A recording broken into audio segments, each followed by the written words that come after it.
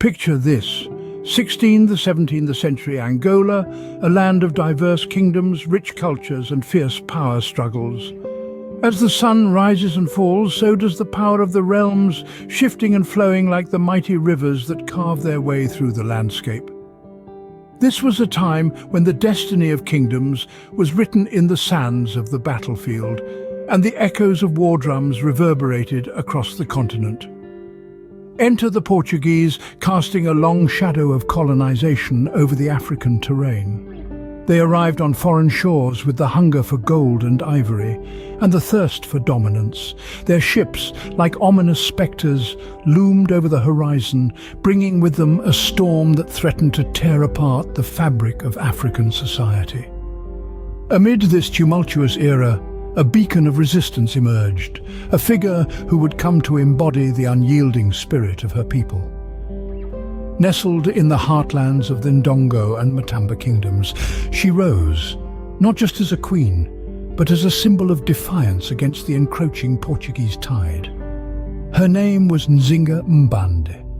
Born into a world where authority was a privilege of men, she defied the odds and the norms.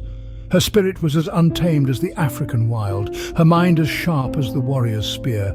She was a woman in a man's world, but she wore her crown with a grace and power that commanded the respect of both her allies and adversaries.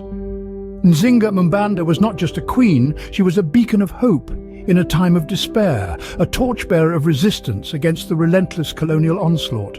She was a warrior, a diplomat, a strategist, and above all, a symbol of enduring resilience. As we delve deeper into her extraordinary life, we will explore the battles she fought, the strategies she devised, and the legacy she left behind. We will unravel the tale of a woman who dared to challenge the might of an empire. A woman who stood tall, unyielding in the face of adversity. Enter Nzinga Mbande, a woman destined to challenge the might of the Portuguese. Born into a world of politics and warfare, Nzinga was not an ordinary princess. As a child, she was taught the art of diplomacy, politics and warfare, a unique education for a girl in a patriarchal society. Yet it was this training that would shape Nzinga into the formidable leader she was destined to become. Nzinga grew up witnessing the devastation wrought by Portuguese colonizers on her people. The lands of her birth, the kingdoms of Ndongo and Matamba, were constantly under threat. The Portuguese, with their superior weaponry and insatiable greed, sought to subjugate the kingdoms and exploit their resources. This was the harsh reality Nzinga faced, a reality that would harden her resolve and fuel her desire to defend her people. Following the death of her brother, Nzinga ascended to the throne. But her reign was not welcomed by everyone. There were those who doubted her abilities, who believed that a woman was unfit to rule. Nzinga, however, was not deterred. She knew that the survival of her kingdoms depended on her leadership. Her initial strategies for resisting Portuguese expansion were shrewd and well calculated. Nzinga understood that she couldn't match the Portuguese's military might, so she relied on diplomacy and cunning to outmaneuver them. She strategically formed alliances with neighboring kingdoms and utilized guerrilla warfare tactics, keeping the Portuguese at bay and preserving the autonomy of her kingdoms. Nzinga's rise to power wasn't just a testament to her personal courage and determination. It was a beacon of hope for her people, a symbol of resistance against the oppressive forces of colonialism. In a world dominated by men, Nzinga stood tall, proving that a woman could rule, could fight, and could lead. As she ascended the throne, Nzinga was ready to fight for her people and her homeland. Her reign marked the beginning of a fierce resistance, a resistance that would shape the course of history and leave an indelible mark on the African continent. Nzinga was not just a queen, she was a warrior and a diplomat. A master tactician, she was revered for her innovative strategies and cunning in the face of adversity. Nzinga's military prowess was undeniable. In the face of the Portuguese onslaught, she turned to guerrilla warfare, utilizing the dense Angolan forests and unpredictable tactics to outmaneuver her adversaries. But it wasn't just in the battlefield that Nzinga excelled. She knew that sometimes the pen could be mightier than the sword. She built strategic alliances with other African kingdoms, fostering relationships and creating a formidable front against the Portuguese. These alliances were not just military in nature, but were also built on shared cultural ties and mutual respect. Yet Nzinga's most remarkable skill was perhaps her mastery of diplomacy. No, she didn't always resort to violence.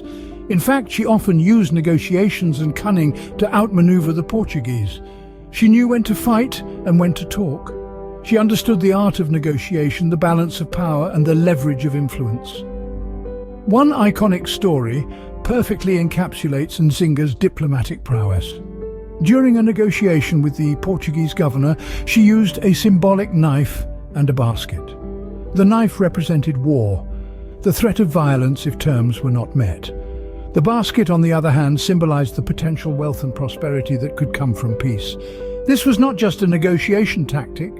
It was a powerful statement of intent, a demonstration of Nzinga's understanding of the nuanced dynamics of power and influence. Nzinga's military strategies, her alliances, and her diplomatic finesse all served a singular purpose: to protect her kingdoms and her people from the ravages of colonization. In the arenas of war and diplomacy, Nzinga was a force to be reckoned with. She wasn't just a queen, she was a warrior, a diplomat, and above all, a master tactician. Her legacy is a testament to her unwavering resistance and strategic brilliance. In the arenas of war and diplomacy, Nzinga was a force to be reckoned with. While Nzinga's reign eventually came to an end, her impact was far from over. The final chapter of her rule was not the end of her story, but the beginning of her enduring legacy. Nzinga's tireless efforts to preserve the autonomy of the Ndongo and Matamba kingdoms did not go unnoticed. She fought relentlessly with a fierce determination to protect her people from Portuguese domination. From the perspective of the Portuguese colonizers, Nzinga was more than just a thorn in their side. She was a formidable opponent who posed a significant challenge to their colonial ambitions. Her strategic brilliance, her unyielding spirit, and her audacious courage were both feared and respected. She was a woman who dared to defy the norms, who dared to stand against a powerful empire, and who dared to fight for her people's freedom. But Nzinga's legacy extends far beyond her time and her kingdoms. She is remembered today not just as a queen, but as a symbol of resistance against colonialism. Her name is synonymous with defiance, with resilience, and with the indomitable spirit of a people who refuse to be subjugated. Nzinga was also a powerful female leader in a time and place where women were seldom seen in positions of authority. She challenged the status quo, broke barriers, and paved the way for future generations of women leaders. She was a trailblazer, a maverick, a woman ahead of her time. Moreover, Nzinga was a shrewd strategist. Her innovative tactics in warfare, her mastery of diplomacy, and her ability to outmaneuver her enemies are still studied and admired today.